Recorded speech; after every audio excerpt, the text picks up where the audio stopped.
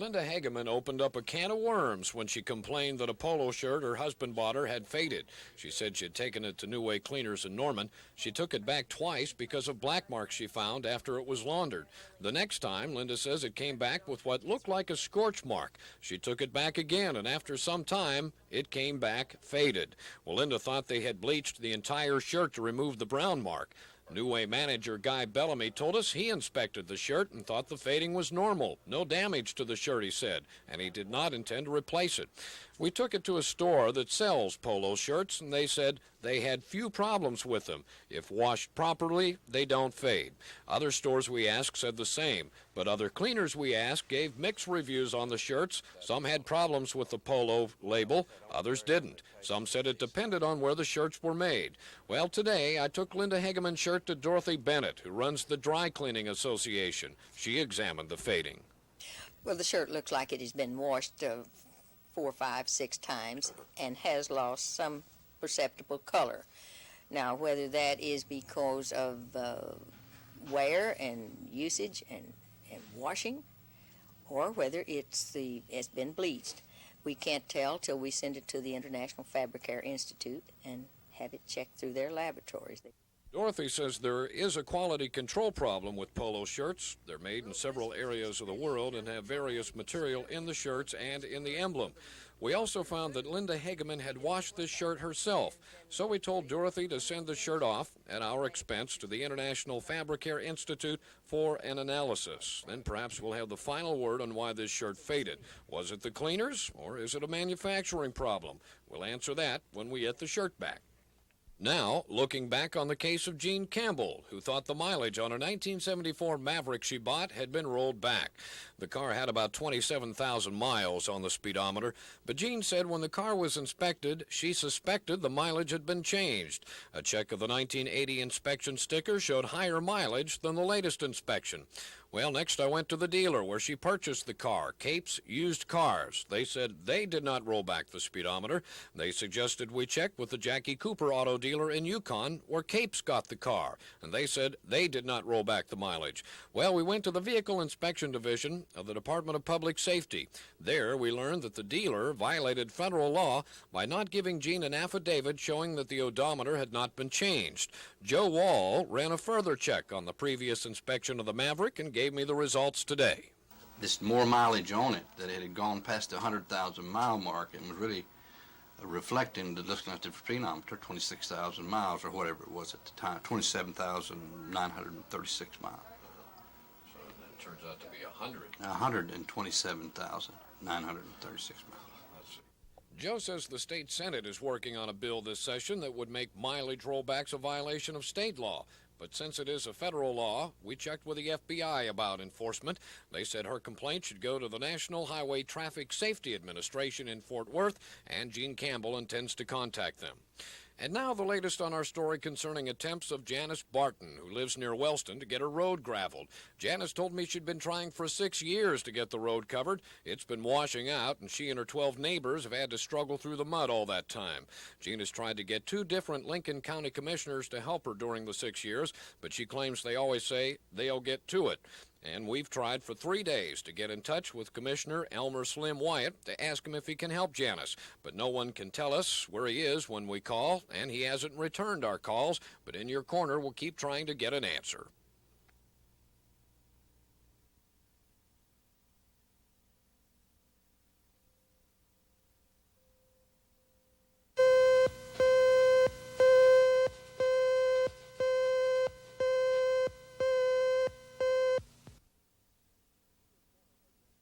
In Your Corner heard yesterday from Lincoln County Commissioner Elmer Slim Wyatt. We'd been trying to contact him since Monday to ask about getting gravel on Memorial Road outside of Wellston, Oklahoma. Janice Barton said she and 12 other families have been trying for 6 years to get gravel on the deteriorating road, but all they got were promises. Commissioner Wyatt told us that roads school buses travel over have priority. We then reminded the commissioner school buses do travel over Memorial Road, and he said he knew that, but the bus driver had not complained about it. He said it does need some work, but couldn't commit himself to when repairs will begin.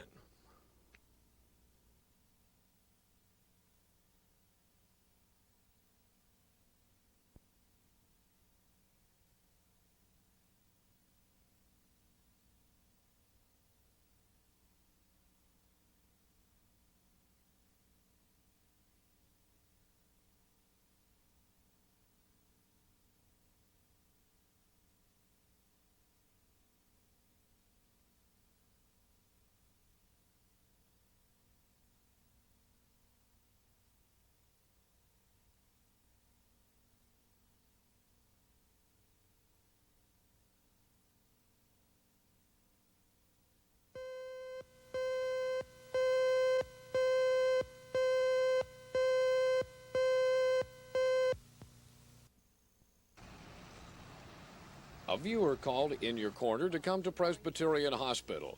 And there, I met Mrs. Norma Woodside. She is the mother of Dale Woodside, who is well known in high school athletics, especially at Northeast High, where he coached for 5 years, and at Northwest Classen High School, where Dale's been assistant coach for the past 3 years in football, wrestling, and track, among his other duties.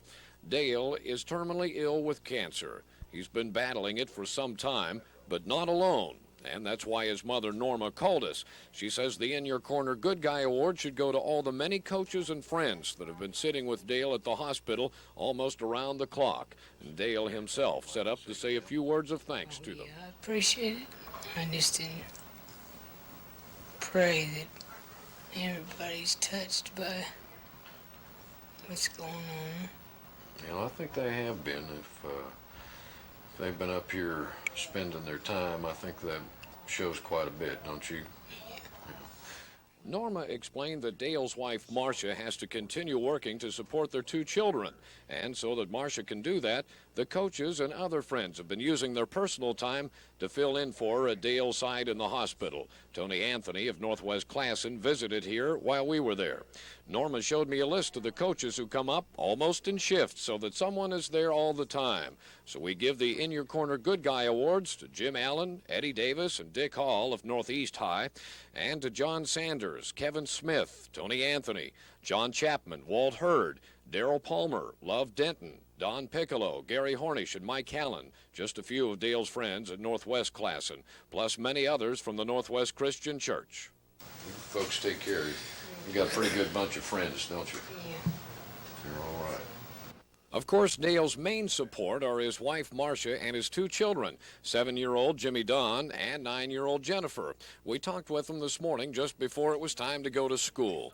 Marcia is a speech therapy teacher for Oklahoma City schools, and she says they've been blessed during this difficult time. There are coaches from 2 high schools in particular in Oklahoma City. There are people from our church, Northwest Christian. There are also others in the school system who are feeling moved to donate to the medical fund in care of the church. When you start listing names, you don't always include everybody, so I'm just going to say all the friends that we have that have brought food, that have taken the kids shopping, that have seen to it that our family is together as much as possible, and that anything we need, all we have to do is say, hey, I need this, and somehow someone along the line gets word and we have it. We feel so fortunate to have so many people who love Dale and who love us.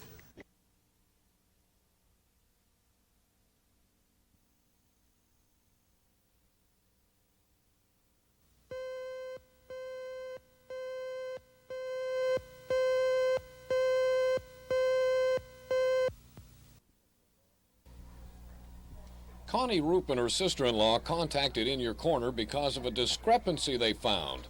It seems Connie had taken her 10-year-old daughter Randa to South Community Hospital one evening because of an ear infection. Well, the treatment was fine, but the cost, outrageous. We took her in on the 1st and the 30th of '82 for her ear and neck glands were all swollen. And the problem is the prescription that they give us was $92.40. $92.40 for half a bottle of pills. Connie wondered about that price because when she filled the same prescription at a discount pharmacy at a local supermarket, it only cost $11, about $80 less than the hospital charged her. Do you feel like when you called the hospital that they went and researched the record to find out what was wrong?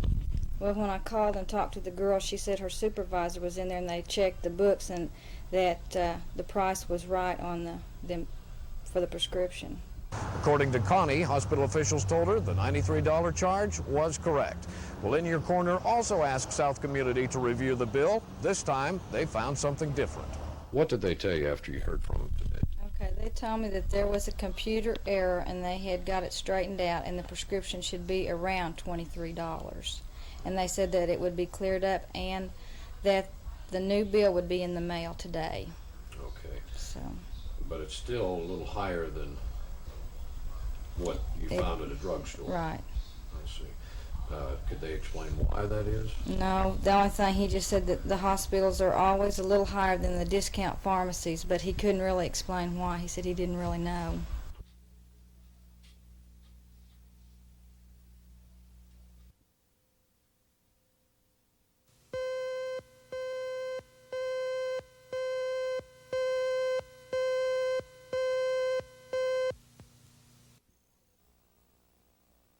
Vicki and her baby now live with her mother and stepfather here in Oklahoma City. But there was a time in Chicago when she thought she'd never see her mother again or her sister Bernadette. Well, when she was 4, I was 7, and my brother was 11, and my parents got divorced. So my father would never allow family contact with my mother, and every time any cards, presents, or letters were sent, he always got a hold of them and sent them right back to her and told us, you know, just to forget about her. And naturally, you can't do that. Vicki traced her mother to Oklahoma City, and after 15 years of separation, they were reunited. Now her goal is to bring her sister Bernadette from Chicago to join the family. Vicki had seen her sister briefly 3 years ago, but lost her again until recently. Now the only thing standing in the way of bringing them all together is money. Okay, I got I guess it's called part-time job. If I make $30 a week, that's a lot. Plus I got a baby, you know, that's almost 2 years old, and I can't just seem to get any better job because I don't have transportation. And we're living on a small VA check from my stepfather, which is a little bit over $200. And it just seems impossible to get, you know, the money for her here. How much do you think you'd need to get her down here? I don't know. About $90? Yes. Okay. I got some help from the business community in solving this problem. I talked with an in-your-corner good Samaritan, Dennis Randall of King Energy. He said he would be glad to help. Randall donated the $90 for a one-way airfare ticket to bring Vicki's sister here to live. I purchased the ticket and made arrangements for Bernadette to pick it up tomorrow, prepaid at O'Hare Airport in Chicago. I gave the flight information to Vicki, who couldn't believe she was going to get to see her sister again and to have both of them reunited with their mother after being separated for so long.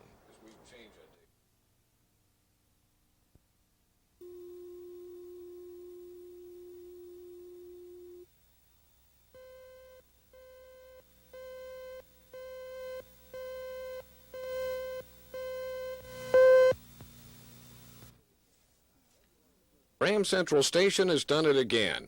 February 13th, they held a special night for raising funds for the Leukemia Society, and yesterday they presented a check to its chairman, Rita Gobin. Money raised through cover charge amounted to $2,582, and additional donations from those attending the club came to $697 to make a grand total donation of $3,279.75.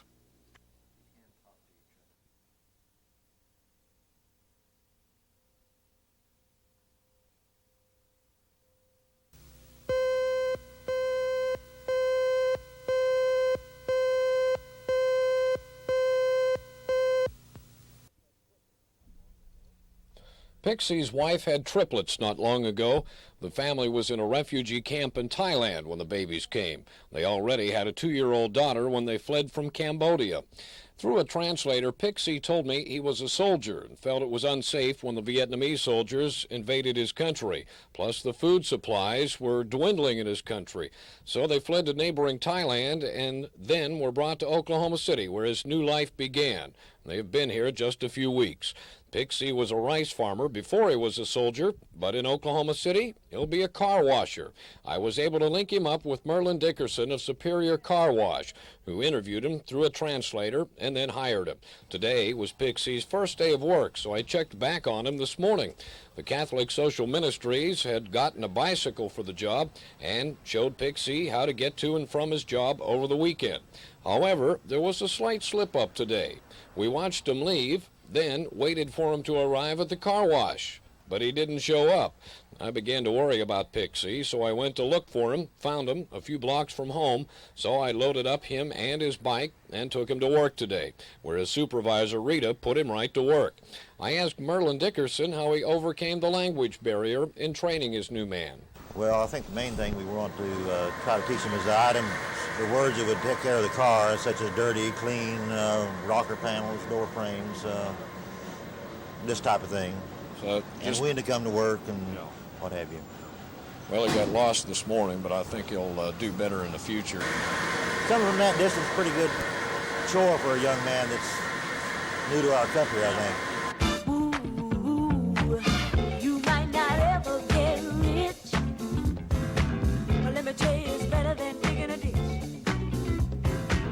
There ain't no telling who you might be, a movie star, or maybe even a Indian chief. Working at the car wash, working at the car wash, yeah. Come on and sing it with me, car wash. Sing it with the feeling now, car wash, yeah. Woo! Come some of the work gets kind of hard. This ain't no place.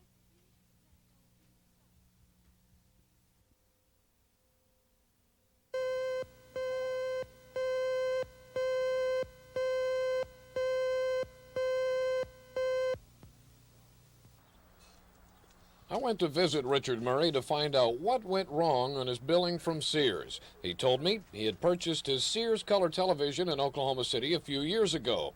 Then he moved to Mobile, Alabama to take a job. Well, that job didn't work out, so he decided to move back to Oklahoma City. But he gave his television to his brother-in-law in Mobile, Alabama, who took over the payments. While Richard was unemployed in Oklahoma City, he closed out his Sears charge account, he said. But all of a sudden, he received a bill that he didn't owe. And I got that statement that I owed on a maintenance agreement, and I couldn't figure that out because I didn't have any Sears products, and I'm living with my brother. And so I called the credit bureau and explained everything to them. And she said, well, they'd straighten it out and everything. And then later on, I received a letter from Dallas saying they were looking into it. And that was the last of it. And then I received two more bills. The last one was yesterday. And the last one was yesterday. And that was a statement telling me that I must pay this, a balance of $162.92. Started out as $155. So you've been trying to get this straightened out for how long? Well, it's been several months. I say 4 months. Richard thinks when his brother-in-law renewed the television maintenance agreement, Sears put it on Richard's bill instead of his brother-in-law's in Mobile. That would be the obvious mistake since the first maintenance agreement was in Richard's name, but he couldn't get it straightened out. We called local Sears officials, and at our request, they reviewed the rather complicated situation. Not long after, they called Richard Murray. He told me he was encouraged by their response. When he searched his records, he found that I moved there and moved back.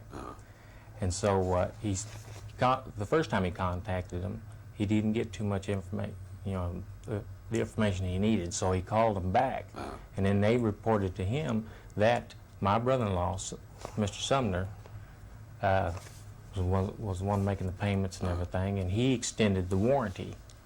In other words, he wanted another, I think it's 2-year warranty. But it was in your name. It was in my name, and so they billed me. So they told you that it would all be taken care of? Yes, it would be. All right. That's what he said. Yeah. And he said if I have any more problems to contact him.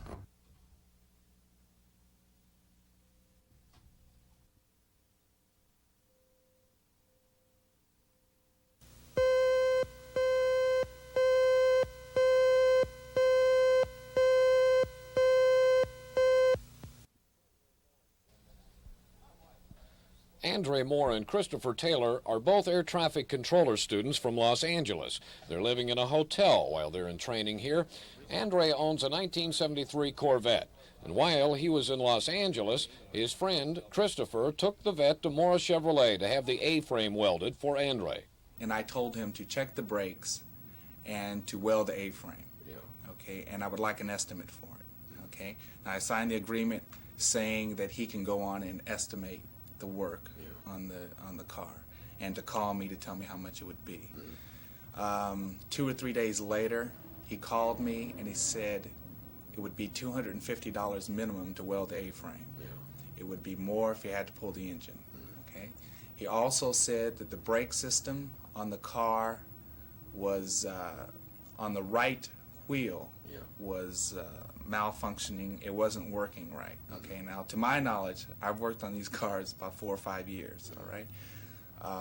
To my knowledge, what he had told me was wrong with the brake system, I know was not wrong. Okay, that's my personal experience. So I told him to go on and weld the A-frame, leave the brakes alone. I'll do that myself. Christopher said the estimate came to $250, which he and Andre both approved. They said they told the serviceman to call them if he had to pull the car's engine, which would make the price higher. But they never received a call, they said. Their next contact with Morris was when they went to pick up the Corvette. Well, we waited till Friday and called back to find out if the car was ready. And he said, yeah, the car is ready. And I asked him how much it was. He said $781. What did you say? Well, I think the lady heard me without the telephone. So me and Mr. Taylor walked down to the Morris Chevrolet to check on it. And at the time when we got down there, we found out that it was $250 for the welding only. It was $125 to pull the radiator and the shroud out. And they had taken my complete left wheel assembly off and replaced it without my permission. They had just done all this. Not only was the cost about 3 times higher than agreed on, Christopher said the brake calipers were missing, which means the car wouldn't have stopped. Andre said he complained about the bill to service manager John Morozic, who said he would take the parts off the car. And I told him, I said, well, you can't take parts off my car that I didn't authorize you to put on.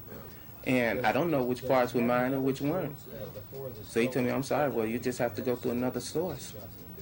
For satisfaction. So then I contacted Mr. Payton of the regional office here. And Mr. Raymond Payton told me that I'd have to treat them as if they were just a separate entity of Chevrolet. They weren't, treat them as if they weren't a Chevrolet dealer. That's when Andre contacted us, and in your corner contacted Morris Chevrolet. Service advisor Danny Backus said he would check into it and call us back. But in the meantime, Morris Chevrolet contacted Andre and asked him to come over and talk with them. We went along. Service manager John Morozic would not go on camera, but showed us the work order. The original job was written in ink, but all the other work Andre had not asked for was penciled in on the work order. Morozic said he had understood that Andre had given prior approval for any additional work the serviceman thought his Corvette needed. But he said in order to settle the issue, he would charge Andre only $250 for welding the A-frame and $25 for realignment of the front end, a total of $275. He said the brake calipers would be put back on and the car ready the next day.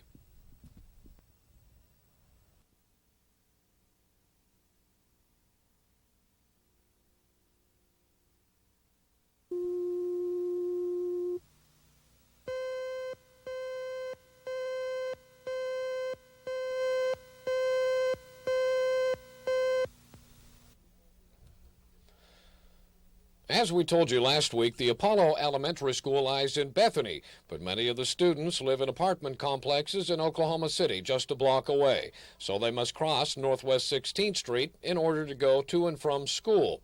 Parents, PTA members, and school officials worry about that because the school zone on 16th Street has no flashing lights and no crossing guards to supervise the children.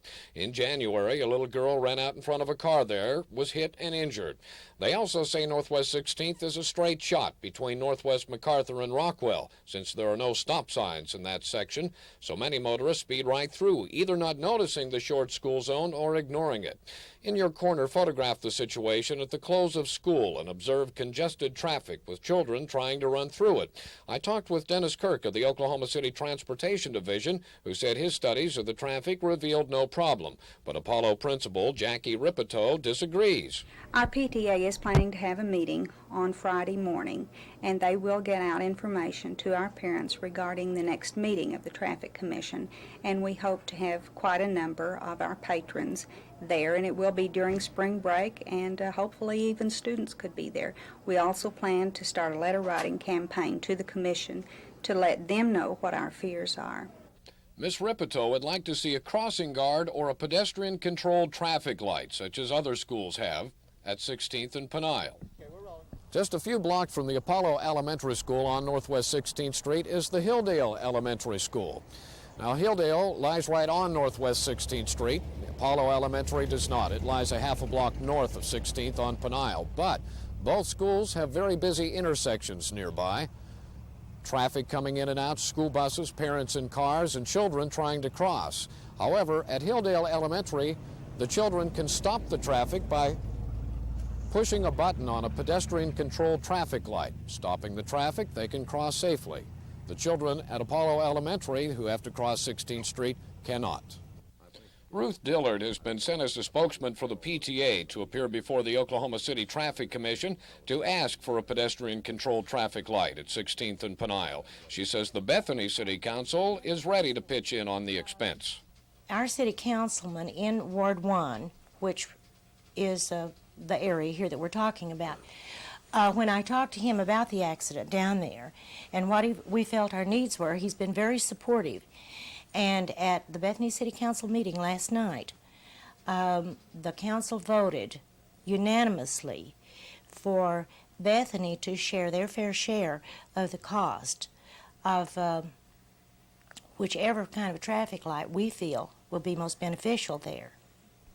I checked back with Dennis Kirk of the Oklahoma City Transportation Division today. He said they're studying the intersection again, but former studies, he said, show there are enough gaps between cars on Northwest 16th Street to allow children across. I asked if the study shows the human element. Are elementary school children wise enough to wait for the gaps to cross? Well, I don't know that there is a human element from that standpoint.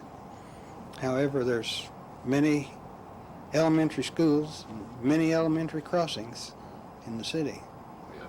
And if you have to include a statement to say that the elementary child is capable of crossing the street or not, and if they're not, then you have to put in a signal, then you might as well prepare to signalize every elementary crossing in town. Mr. Kirk said he was going to look at that intersection himself today. We went along, and as luck would have it, it was a slow day, fewer than normal school children at the crossing.